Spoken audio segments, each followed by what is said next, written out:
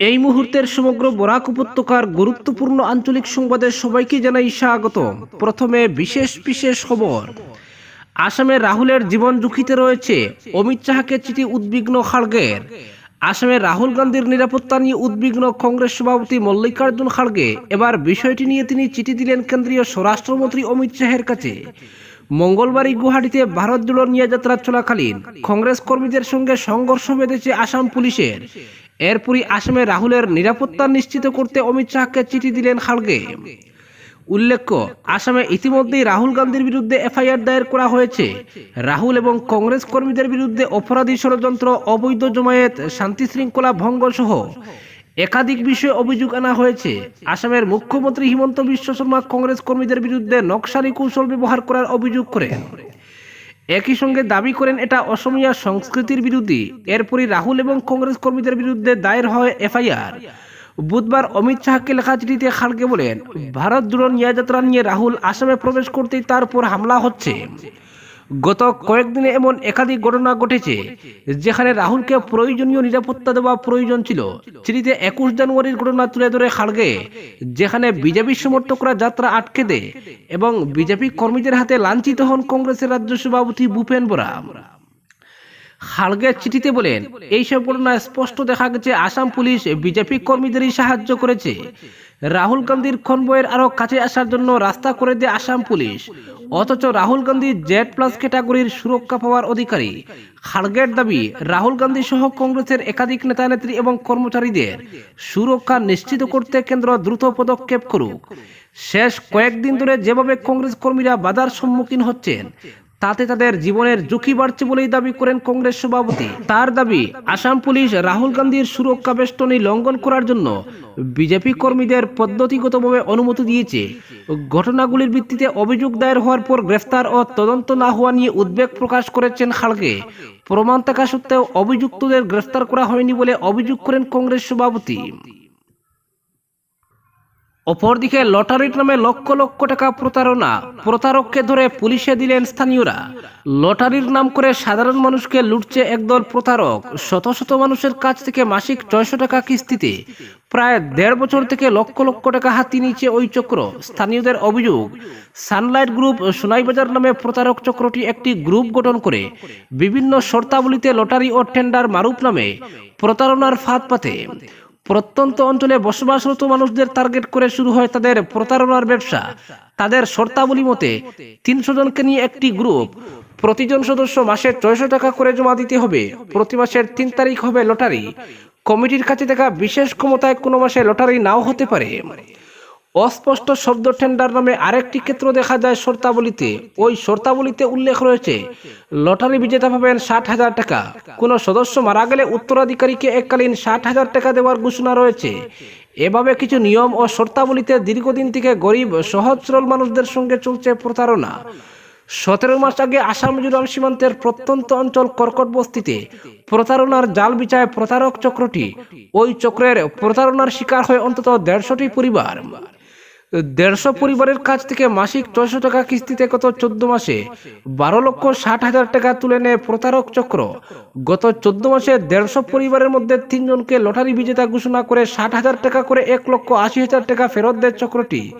3 জন বিজয়ী হয়েছেন দেখিয়ে চক্রটি আরো নতুন সদস্য ভর্তি করে ভালোই চলছিল তাদের প্রতারণার ব্যবসা। কিন্তু বাদশাদে একজনের মৃত্যু।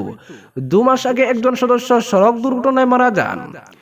চক্রটির শর্তাবলীতে কোনো সদস্য মারা গেলে তার পরিবারকে এককালীন 60,000 টাকা দেওয়ার কথা রয়েছে। মৃতের পরিবার যখন 60,000 টাকা দাবি করে, তখন প্রতারক চক্রটি দুর্ঘটনায় মৃত্যু ঘটলে অনুদান দেওয়া হয় না যুক্তি দেখিয়ে ওই পরিবারকে টাকা দিতে অস্বীকার করে। দেরিতে হলেও তারা বুঝতে পারেন যে প্রতারণার শিকার হয়েছেন তারা। মাসিক কিস্তি নিতে আসা প্রতারক চক্রের পান্ডা শোনায় মোহনপুরের বাসিন্দা পত্র আলীকে আটক করে কেন মৃতের পরিবার ঘোষিত 60,000 টাকা পাবে না, এর সঠিক উত্তর জানতে চায় তারা। সন্তোষজনক উত্তর দিতে না পারায় তারা স্থানীয় বিটিভির মাধ্যমে প্রতারক চক্রের পান্ডাকে দলাই পুলিশের হাতে সমঝে দেন। ওই চক্রের খপ্পরে পড়ে প্রতারিত হয়েছেন অভিযোগে প্রতারক চক্রের বিরুদ্ধে ধলাই থানায় একটি মামলা দায়ের করেন তারা। এফআইআরে স্বাক্ষর করেছেন 47 জন। এরই ভিত্তিতে মামলা নথিভুক্ত করে তদন্ত শুরু করেছে ধলাই পুলিশ।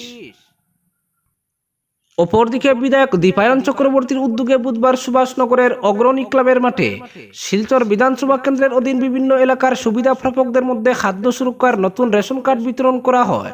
মঙ্গলবার শিলচর টাউন ক্লাবের ময়দানে আনুষ্ঠানিকভাবে গণবন্টন ও গ্রাহক পরিক্রমা বিভাগের উদ্যোগে আয়োজিত অনুষ্ঠানে শিলচরের ৮,৮২২ হিতাধিকারীর মধ্যে নতুন রেশন কার্ড বন্টনের সূচনা করেন আসাম বিধানসভার উপাধ্যক্ষ ডক্টর নুমল মুমিন, সাংসদ ডক্টর রাজদীপ রায়, বিধায়ক দীপায়ন চক্রবর্তী সহ অন্যরা।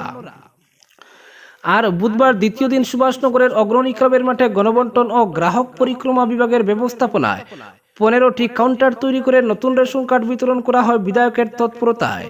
এদিন সুবিধা প্রাপকদের সুবিধার্থে দলীয় নেতা ও কর্মীদের সহযোগিতায় নতুন রেশন কার্ড বন্টন করেন বিধায়ক। অনুষ্ঠানে দীপায়ন চক্রবর্তী বলেন, বিগত দিনে কংগ্রেস সরকারের নেতা মন্ত্রীদের দুর্নীতির কারণে আজও জনগণকে নানা কষ্ট ভুগতে হচ্ছে। জনগণের হিতে বিজেপি দুর্নীতিমুক্ত ও সুশাসিত সরকার চালিয়ে যাচ্ছে কেন্দ্র ও রাজ্যে। এরই উদাহরণ হলো আজকের এই সরকারি নতুন রেশন কার্ড বন্টন অনুষ্ঠান।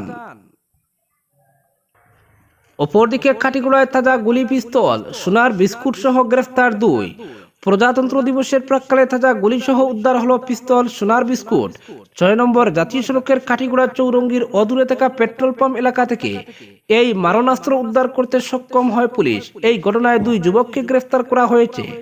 প্রাপ্ত খবর মতে মঙ্গলবার রাতে গোপন সূত্রে পাওয়া খবরের ভিত্তিতে কাটিগড়া চৌরঙ্গির অদূরে থাকা পেট্রোল পাম্প এলাকায় অভিযান শুরু করে কাটিগড়া পুলিশ।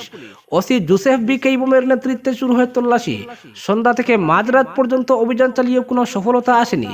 তবে রাত 1টার পর 2 সন্দেহভাজন যুবককে তল্লাশি চালাতেই জুলি থেকে বেরিয়ে পড়ে মারণাস্ত্র। সঙ্গে সঙ্গে 2 যুবককে আটক করা হয়। তাদের তল্লাশি চালালে উদ্ধার হয় পিস্তল সহ বিভিন্ন অবৈধ সামগ্রী। এরপর 2 যুবককে গ্রেফতার করে নিয়ে যাওয়া হয় থানায়। শুরু হয় টানা জিজ্ঞাসাবাদ। ধৃত আব্দুল আজিজ ওরফে সানুর বাড়ি বিহারা 5ম খণ্ড এবং আব্দুল ওয়াহাবের বাড়ি বুরুঙ্গা গ্রামে বলে জানা গেছে। কাছাড়ের অতিরিক্ত পুলিশ সুপার সুব্রত সেন জানিয়েছেন, ধৃত 2 যুবকের কাছ থেকে উদ্ধার হয়েছে একটি .22 পিস্তল, একটি ম্যাগাজিন, 3টি তাজা গুলি, 250 গ্রাম ওজনের 2টি সন্দেহজনক সোনার বিস্কুট, একটি বড় স্ক্রুড্রাইভার এবং 2টি কিপ্যাড মোবাইল ফোন। তিনি জানান, পুলিশের কাছে খবর ছিল ওই 2 যুবক অবৈধ অস্ত্র দিয়ে অসামাজিক কার্যকলাপ চালানোর চেষ্টা চালাচ্ছে। ফলে সঙ্গে সঙ্গে অভিযানে নেমে পুলিশ এবং পিস্তল সহ 2 যুবককে আটক করতে সক্ষম হয়। ধৃতদের বিরুদ্ধে 251 এ ধারায় কাটিগড়া থানায় মামলা দায়ের করা হয়েছে। Case number 15। এএসপি জানিয়েছেন, ধৃতরা কোথা থেকে এই পিস্তল নিয়ে এসেছিল এবং কি উদ্দেশ্য রয়েছে এসব বিষয় খতিয়ে দেখা হচ্ছে। 2 যুবককে জিজ্ঞাসাবাদ চালিয়ে যাচ্ছে পুলিশ। অপরদিকে মেলা উদ্বোধনের 24 ঘন্টা পার হওয়ার আগে ইস্তফা দিলেন কমিটির সদস্য। নেতাজি মেলার কমিটি গঠন নিয়ে তুমুল বিতর্ক পুরো সদস্যদের মধ্যে। 45তম নেতাজি মেলা বিকল 35 লক্ষ টাকায় বিক্রির কথা শুনে অনেকেই আপত্তি করেছেন। 44তম নেতাজি মেলা যদি 25 লক্ষ টাকায় বিক্রি হতে পারে, তাহলে 1 বছরে 10 লক্ষ টাকা বৃদ্ধি হওয়া অস্বাভাবিক নয়। মেলা বিক্রি, মেলা কমিটি গঠনকে কেন্দ্র করে অনেক পৌর সদস্য নেতাজি মেলার উদ্বোধন অনুষ্ঠান বয়কট করেছেন। মঙ্গলবার নেতাজি জয়ন্তীতে করিমগঞ্জে নেতাজি মেলার উদ্বোধন হয়। মেলা উদ্বোধনের 24 ঘন্টা অতিক্রান্ত হওয়ার আগে ইস্তফা দেন মেলা কমিটির সদস্য যীশু কৃষ্ণ রায়। 22 নম্বর ওয়ার্ডের পুর সদস্য বলেন, ব্যক্তিগত কারণে কমিটি থেকে ইস্তফা দিয়েছেন। পৌরপতি যেন তার ইস্তফাপত্র গ্রহণ করেন।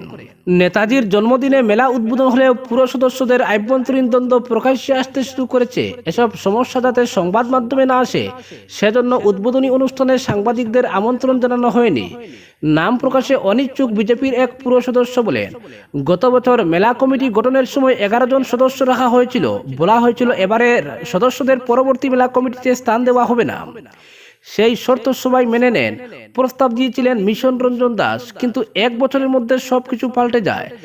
তার মতামত না নিয়ে পুরনো কমিটির যুগ্ম সম্পাদক বিক্রম দাসকে 2024 সালের মেলা কমিটির সম্পাদক মনোনীত করা হয়।